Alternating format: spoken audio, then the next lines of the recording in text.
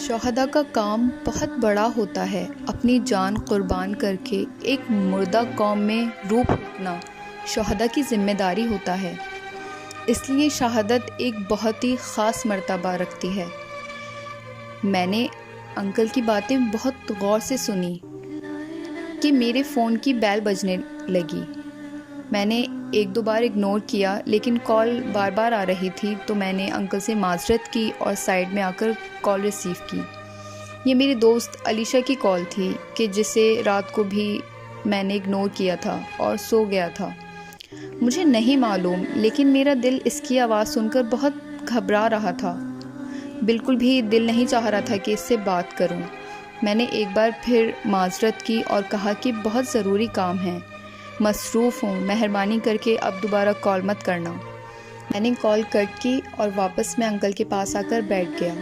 Uncle نے کہا، بیٹا باقی باتیں میں تمہیں کل بتاؤں گا۔ میں نے بولا کہ انکل، پھر میں نے سوچا کہ ٹھیک ہے، ہم باقی باتیں کل کر لیں گے، ابھی میں چلتا ہوں، خدا حافظ۔ میں دروازے سے باہر نکلنے ہی لگا تھا کہ نور اندر آنے لگی۔ وہ یقیناً وہیں سے آ رہی تھی جہاں روز جاتی ہے۔ میں نے سر جھکایا اور معذرت کی، پھر ایک طرف ہو گیا اور وہاں سے چلا گیا۔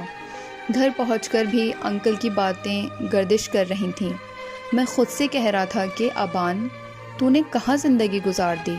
آخر ایسے لوگ تجھے نظر کیوں نہیں آئے؟ حسن بھی تو میرے جیسا ہی جوان تھا، وہ بھی اپنے آگے پیچھے چاہتا تو لڑکیوں کو گھما سکتا تھا، اپنی زندگی کو آسائش میں گزار سکتا تھا، مگر اس نے اپنی زندگی قربان کر دی، اس نے اپنی زندگی ہی دے دی۔ بس کیا اتنی سی ہی قیمت ہے اس زندگی کی کہ اس نے خدا کو اس زندگی پر نچھاور کر دینے والے راستے کا انتخاب کیا؟ اسے آخر ایسا کیا ملا ایسا کر کے؟ یہاں دنیا میں رہتا تو کتنا کچھ پا لیتا۔ حسن کی عمر ہی کتنی تھی؟ اوفو، میں تو حسن کی عمر ہی پوچھنا بھول گیا۔ چلو کوئی بات نہیں، کل پوچھ لوں گا انکل سے۔ عجیب و غریب سوالات میرے دل میں آ رہے تھے۔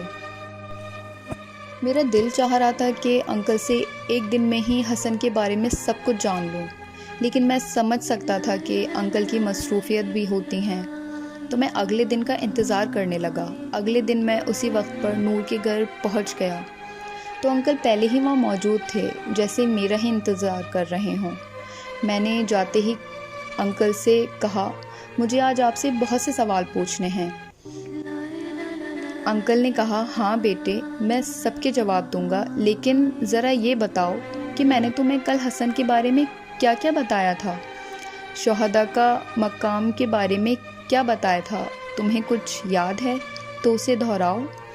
میں نے کہا، انکل مجھے اس طرح سے تو یاد نہیں ہے، سمجھ تو آ گیا تھا لیکن صحیح سے بتا نہیں سکتا۔ انکل نے کہا، بیٹا یہ باتیں بہت قیمتی ہیں، انہیں اپنے ذہن میں محفوظ رکھو۔ میں نے کہا، جی انکل، میں کل سے ایک کتاب اور پینسل لے آؤں گا تاکہ میں لکھ سکوں۔ انکل نے کہا، ٹھیک ہے، اب سوال کرو، کیا چیز تمہیں پریشان کر رہی ہے؟ انکل سب سے پہلے مجھے یہ بتائیں کہ حسن کی عمر کتنی تھی؟ انکل نے کہا، حسن 22 سالہ جوان تھا، وہ بچپن سے ہی بہت سنجیدہ تھا لیکن خوش مزاج بہت تھا۔ اس کے اخلاق کی وجہ سے سب اس سے بہت محبت کرتے تھے۔ انکل ایک اور سوال ہے میرا، آخر حسن کو اتنی بڑی قربانی دے کر کیا حاصل ہوا کہ اپنی زندگی کو قربان کر دیا، اس نے اپنی جان دے دی، کیا حاصل ہوا اسے؟ انکل نے کہا، بیٹا تمہیں یہ سوال اس طرح کرنا چاہیے کہ اسے کیا حاصل نہیں ہوا، ایسی کیا چیز ہے جسے اس نے کھو دیا ہو؟ میں سمجھ نہیں پا رہا تھا انکل، اس بات کی وضاحت چاہیے مجھے۔ حسن کا ذہن چونکہ فرقہ پنتی سے آزاد تھا اور وہ جانتا تھا کہ میں بھی اس کی اس بات کی حمایت کرتا ہوں، لہٰذا اکثر مجھ سے اس سلسلے میں بات کر لیا کرتا تھا، اپنا درد دل بھی بیان کیا کرتا تھا۔